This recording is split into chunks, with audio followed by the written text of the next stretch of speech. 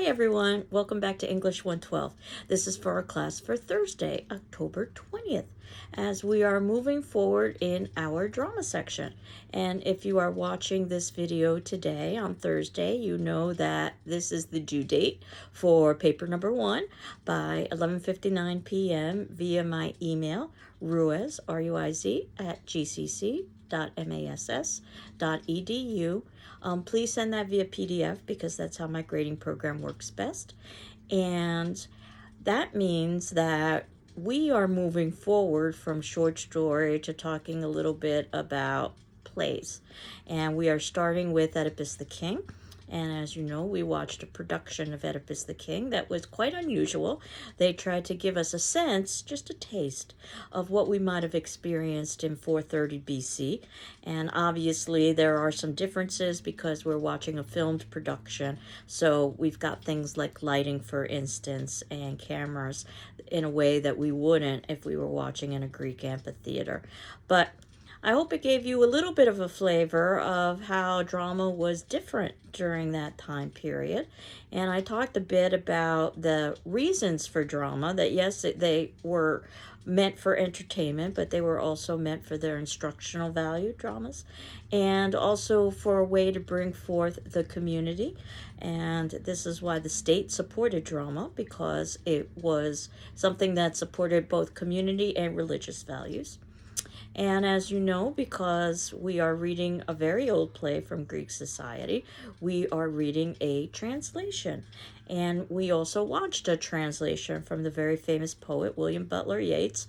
Part of the trickiness of translating a play like Oedipus the King is that it was written in poetry. It's something that we will see with Shakespeare as well. And while Shakespeare's language might seem somewhat removed from our own English, it's still English, so we can figure it out in a way we could never do with Greek, unless, of course, we were fluent in Greek.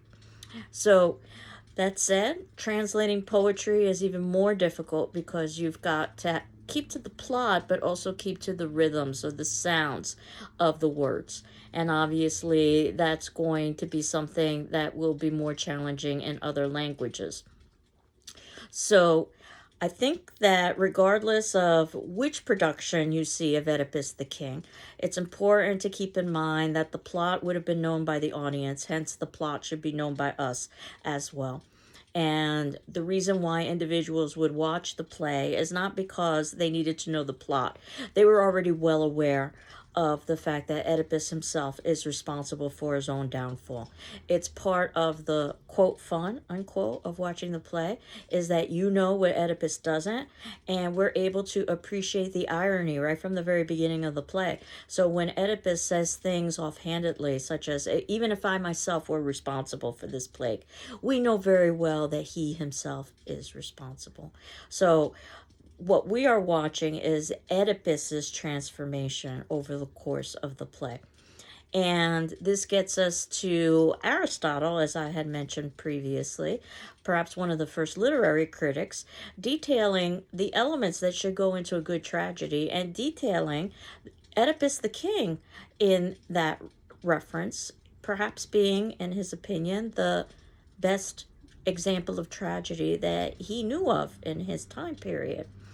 And he identified the elements as having a great individual above and beyond the ordinary, experiencing downfall. And you can assume that this person would experience downfall because this is a tragedy. So tragic and piteous events should occur.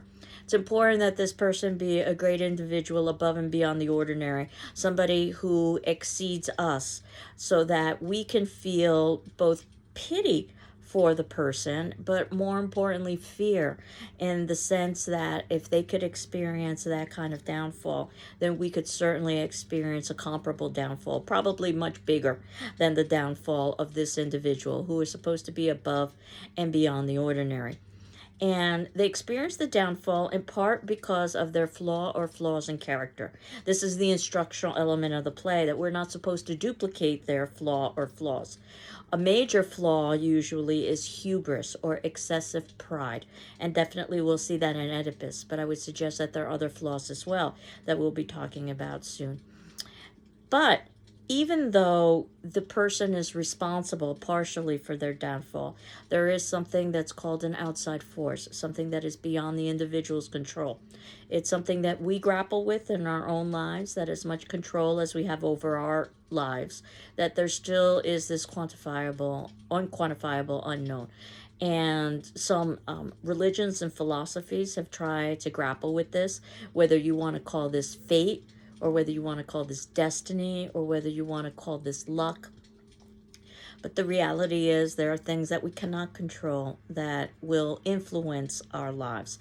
So this tragic hero, and they are a hero in the sense that they are good people, who are also above and beyond the ordinary. This tragic hero ultimately will experience downfall not only because of their own flaws in error, and flaws in their behavior, but also, in addition to their errors, outside forces. And for Oedipus, this has to do with prophecy. And we'll talk a little bit more about that as well.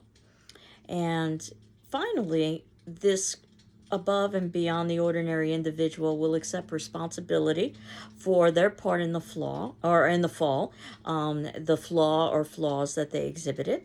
And we see Oedipus do that in this particular play. And we, as audience, will see that not only will this character accept responsibility, but there will be a learning that will go on, not only for the character, but for us as well, an audience, if we heeded the messages carefully. So, thinking about this idea with Aristotle, and Aristotle is also known for another idea for drama called the Unities, that a drama should try to simulate real life as much as possible, understanding, of course, that there's only so much that you can do to simulate real life in a dramatic performance, especially during his time period when they didn't have access to the technology that we do today. But that ultimately a drama should try to simulate, again, reality, and that meant keeping to the unity of time and place. And the unity of time, meaning that the course of the play should take place over pretty much the course of time in which we are watching the play. So it should happen in real time, which is what we get with Oedipus. And also unity of place, that once you've established the locale, and obviously we have to use some imagination, that the stage is supposed to represent a particular place. But once we've done that, that you maintain that locale throughout the course of the play, because it would be too much of a stretch to assume that we were traveling. And I mention this, keeping to the unities of time and place, because when we get to Shakespeare, we will see that Shakespeare did not keep to the unities of time and place. And it wasn't that he didn't know about the unities and that this was the expected way to go about creating drama, but he decided to experiment. And in Shakespeare's last play, he does keep to the unities of time and place. And scholars have argued that this was Shakespeare's way of saying at the very ending of his career in his last play, I could have done it all along, I just didn't feel like it.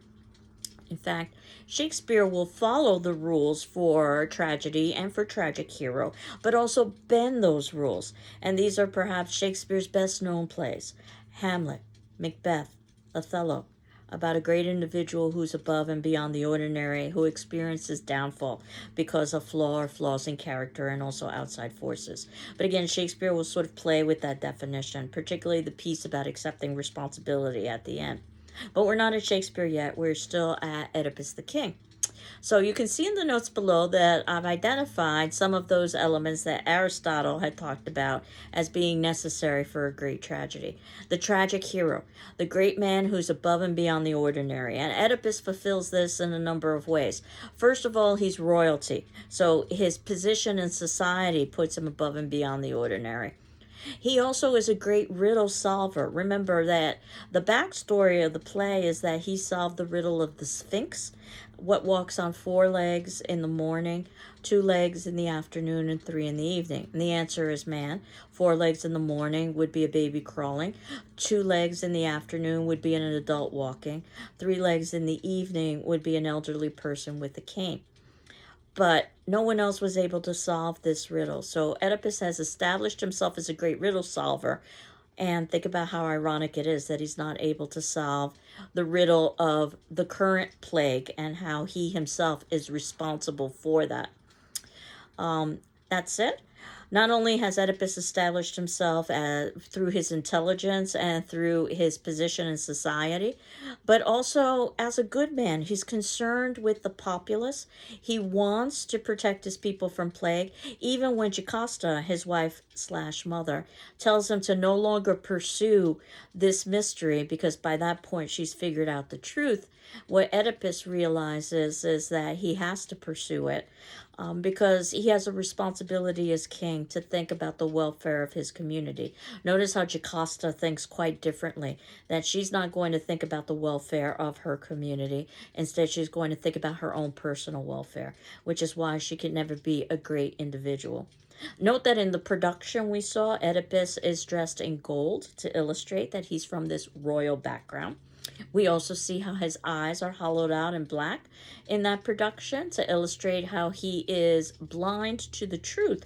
He has literal vision, but he does not have insight. He's very different from Tiresias, another character that we're introduced to in the play. Notice that Tiresias the prophet is dressed all in white to indicate that Tiresias has insight, even though his eyes are completely blacked out at the end, to illustrate ultimately that he cannot physically see. And then at the ending of the play, there's a costume change for Oedipus, where now he's no longer wearing gold, the color of royalty. He's wearing red, which I think is particularly appropriate because he's gouged out his eyes at this point. So the red could denote blood. But incest is also a blood crime, and that's what Oedipus is guilty of. And he's also wearing a black veil over his face mask, and the veil is supposed to show how he has physically blinded himself. Another element that Aristotle talked about is to keep to reality as much as possible, meaning that on stage you shouldn't show things that would be unrealistic. In other words, gouging out your eyes, for instance, that would not be something that you could realistically show. You could talk about it, you could have it happen off stage, but you shouldn't show it on stage just because, again, it would be too much of a stretch for the imagination. Notice that the same thing happens in Oedipus with the Sphinx, which is not a real monster. We're never shown the Sphinx, it's only discussed because, again, we want to try to maintain reality as much as possible within these plays. Oedipus definitely experiences a downfall. I think it's pretty clear. He loses everything. He loses his kingdom. He loses his family. He loses his physical eyesight. And yes, part of it is based on his flaws in character, and there are quite a few. Hubris or excessive pride, the idea that he thinks that he couldn't be responsible. In fact, he even accuses his brother-in-law Creon of trying to steal the kingdom from him. And Creon says, why would I want to do that? I have all the benefits of being in the kingdom and being part of the royal family without any of the responsibilities. So again, more irony that it turns out to be Creon who is the king at the ending because there's no one else. Keep in mind that Oedipus is part of a trilogy story, a three-part story. After Oedipus the King, there's the play Antigone, which actually is being performed by the GCC Theater Department in the next several weeks, where we get the story of Antigone, one of Oedipus's children, as an adult. And we get to revisit Creon, who in the first play in Oedipus was a very positive kind of character. He was filled with empathy and with reason and rationality. He's very different in the second play. This Creon is filled with hubris and arrogance and quick temper, which makes one wonder, how does the position affect the individual? Does absolute power corrupt absolutely? Not that Creon is the king, but that's the second play. And our third play, Oedipus at Colonus, which I don't believe you have in your textbook, though I believe you've got Antigone in your textbook. But you can find Oedipus at Colonus easily enough. It's the story of Oedipus as an old man while he's been wandering around blind.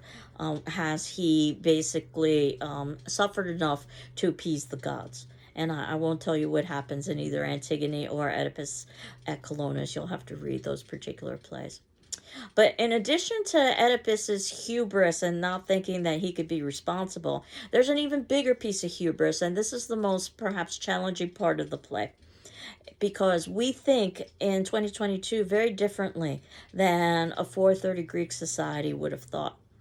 The hubris or the arrogance is in thinking that one can outwit the gods. When Oedipus is given the prophecy that he will kill his father and marry his mother, his first instinct, which I guess would be probably our first instinct as well, is to try to prevent this atrocity from happening. But the mere fact that he takes action to try to prevent it shows that he is arrogant and filled with hubris because he thinks he can outwit the gods, and the gods have ultimate power. And the consequences are that in trying to avoid his fate, he actually brings it about. Which leads to the question of if he had taken no action whatsoever, would any of this have happened? Which also gives us a question about foreknowledge. Did the gods already know that Oedipus would take action? And that's why they gave that particular prophecy. And is foreknowledge different from destiny? Knowing what's going to happen in the future as opposed to influencing what's going to happen in the future. And again, religions and philosophies have grappled with this. Usually they try to come up with some sort of a compromise. But think about how the original hubris and arrogance is not from Oedipus himself, but from his parents. And when Oedipus is born, they are told, his biological parents, this happens to be King Laius and Jocasta, that their son, their baby son, will grow up, Oedipus, to be a man who will kill his father and marry his mother. And they decide they have to take action to prevent this. So the initial action of hubris and pride comes not from Oedipus, but from Oedipus's birth parents, who decide that in trying to change their fate, they can actually alter the will of the gods. And of course, they're punished accordingly for not being able to do that. Again, it's a different way that we would think in contemporary times. In contemporary times, myself included, I must say, oftentimes what we want to do is to find the loophole, that I could have done this better. I could have done this different, so this horrible event wouldn't have occurred. I might never marry, for instance. I would never kill anybody, for instance. I would never sleep with anybody, for instance. But this is just as arrogant as what Oedipus and his biological parents try to do, which is outwitting the gods. And if Oedipus is above and beyond the ordinary, much more superior than I could ever be, then imagine the kind of fall I would experience based on what Oedipus experiences. It would be at least comparable, if not much, much worse, because I'm not nearly of his stature. And none of us are as audience members because we aren't royalty, and also we don't have the intelligence to have solved the riddle of the Sphinx. Or at least we assume we wouldn't have had the intelligence to have solved the riddle of the Sphinx. But again, if you're smart enough to solve it, don't be arrogant and don't be filled with hubris, because that leads to downfall. So that's the message for all of us. Definitely Oedipus has anger issues, and we see that when in the performance illustrated so well when he talks about how where the three roads met, which works so well symbolically to symbolize Oedipus and his biological parents, the three. It literally and figuratively is a crossroads for Oedipus's life, that he becomes so angered with the chariot that's blocking his way that he ends up killing everyone in the chariot. Former student of mine had said that this was perhaps the earliest example of literary road rage that they had ever seen, and I have to agree. And we've all probably had situations where we've lost our temper. Hopefully it hasn't resulted in murder, but certainly we have heard of road rage and how sadly it has resulted sometimes in murder. Perhaps that's how we can explain Oedipus's behavior. Oedipus is full of paranoia as well. That's another flaw in his character. We see how he accuses his brother-in-law, and it turns out it's his brother-in-law who shows Oedipus mercy at the ending of the play by basically allowing Oedipus to say goodbye to his female children / sisters. He is particularly concerned about the girls. At least the boys will be able to make a living for themselves and support themselves, but who will marry the girls as products of incest? And also, the biggest issue, perhaps, in this play is denial, being blind to what is right in front of you, refusing to see the truth, which again, I think is very human. When we don't want to see the truth, it's very easy, even though we may have physical sight, to not want to see what's right in front of us.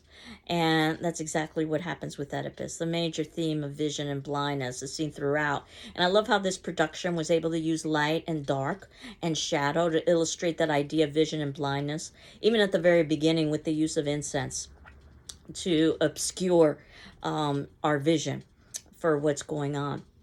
So, in the end, Oedipus does accept responsibility.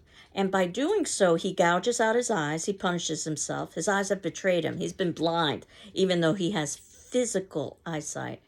He has insight at the end, even though he's gouged out his eyes. He's become much like Tiresias, blind physically, but with insight.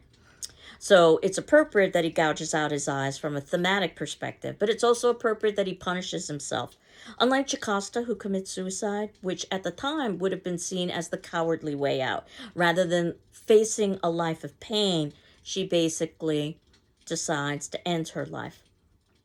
And Oedipus goes into exile, and at the time, exile would be seen just about as bad as death.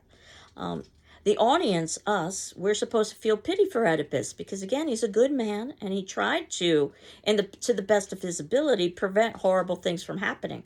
But again, the twist is that in trying to prevent these things from happening, he actually brought them about because that shows his arrogance in trying to outwit the gods. And we also feel fear because if this can happen to Oedipus, it can happen to us. And our fall can be much greater than anything that Oedipus experienced because we aren't royalty and because we aren't great riddle solvers, perhaps. And the moral lesson is don't engage in Oedipus's flaws. But that said, there is that quantifiable or unquantifiable outside force, whether you want to call it fate or destiny or luck, that despite all of our actions, sometimes bad things happen to good people and sometimes good things happen to bad people. So we can't necessarily control everything. Now, Jocasta is not a tragic hero. She never could be a tragic hero because she's not concerned with the populace. She cares more about herself, as illustrated by the ending of the play, where even she's figured out the truth. And again, she's been just as much in denial as Oedipus has been. And of course, we know the truth from the beginning so that we can understand. And part of the play is seeing how each character basically uncovers the truth and figures it out. Until finally the only one left who doesn't see what's obvious is Oedipus, our great riddle solver. Again, because who would want to see this horrible truth? But when Jocasta figures it out, and in the production they made it very clear when she figured it out, because you can actually see the camera zoom in on her face and she actually turns, that basically her response is to leave the mystery alone. In other words, she wants to protect herself and her nuclear family rather than the populace, which would be seen as her extended family. That as a good ruler, the society would be seen as family. And again, she does not accept responsibility because she commits suicide rather than facing up to the ways that her actions, her arrogance in trying to outwit the gods have helped to bring about this terrible event. Creon is very representative of reason, rationality, and generosity. Note that we don't really have fleshed out characters here. They more represent traits. By the time we get to A Raisin in the Sun, we'll have lots of nuance with characters. But we can see the progression of drama. And Antigone, as I said, the second play in our trilogy, shows King Creon much like an Oedipus figure. So we see how Creon changes. Tiresias, again, he's physically blind, but he has insight. There's a good amount of irony in there and lots of speeches about vision and blindness. The chorus, as we saw them all chanting in unison, at some points it sounds like they're singing. They serve as a kind of soundtrack, but they also represent the populace, the society at large, and also can serve as narrators so they can comment on the action. So in short story, we can have an outside narrator comment on action. That's a bit more difficult with drama. Just like in short story, we can hear what a character is thinking. He thought, she thought. That becomes more difficult with drama. You have to figure out how would you go about doing that. Are you going to state your thoughts out loud? Will you have a voiceover? There are lots of different ways of going about doing it. But the chorus can serve as that function to let us know how the populace would respond, almost like the extras in a movie, but also narrate as well. And we had talked about the practical purpose of all of them chanting, which would increase their volume. So that despite the beautiful acoustics that would be part of the Greek amphitheater, still in a 14,000 venue, it's going to be difficult to see and hear, which is why you've got things like amplification devices and the masks, these large masks to help differentiate characters, these large padded costumes with platform shoes, again to make the characters seem larger than life so they're easier to differentiate, and the chorus all chanting in unison so that we can hear what it is they're saying, as well as have them provide a kind of musical backdrop to what's happening. So as you know, music is incredibly important to establishing mood, as we will see in our future dramas. So some of the themes for you to consider with Oedipus the King, as I had indicated: vision and blindness. Who has it, who doesn't have it? Light and dark. And light represents vision or insight, and dark represents blindness or evil sometimes. And irony. Again, we know the truth before the play begins, and everybody is able to solve this riddle except for Oedipus until the very, very ending, even though it's obvious. So for today's attendance question, what I thought I would ask you about would be in reference to tragic flaw or flaws in character. Your attendance question on our discussion forum will be due by Saturday the 22nd at noon, though if you need an extension, please let me know. Be happy to grant it to you. And I've talked about multiple flaws in Oedipus's character. What do you think is Oedipus's biggest flaw, and why? What do you think is Oedipus's biggest flaw and why in terms of his character? And then what we'll do is we'll put some closure onto Oedipus the King next class, and then begin moving forward to our next drama.